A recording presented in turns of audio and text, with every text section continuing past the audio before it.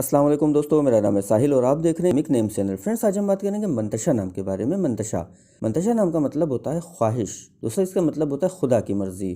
तो फ्रेंड, ये था मंतशा नाम का मतलब, जिनका नाम मंतशा होता है। बात करेंगे इनके लकी डे यानी लकी दिन की, तो लकी दिन इनके लिए सबसे बेस्ट रहेगा शनिचर यानी सैटरडे। सैटरडे का दिन इनके लिए बहुत अच्छा दिन है। अगर बात करें इनके लकी डेट्स की, तो लकी डेट्स में इनके लिए 8, 17 और 26 यानी 8, 17 और 26 ये 3 डेट्स लकी और अच्छी होती हैं। अगर बात करें इनके लकी कलर की, तो लकी कलर में इनको ब्लू कलर यानी नीला कलर और रेड कलर यानी लाल कलर, ये कलर्स इनके लिए अच्छे और सूटेबल कलर हैं। अगर बात करें इनके लकी स्टोन की, तो लकी स्टोन में इनको नीलम यूज़ करना चाहिए। नीलम यानी सफ़ायर स्टोन इनके लिए बहुत अच्छा बेनिफिशियल स्टोन रहेगा। अगर बात करें इनके लकी नंबर की, तो लकी नंबर है इनका 8 यानी 8 नंबर इनका लकी नंबर है।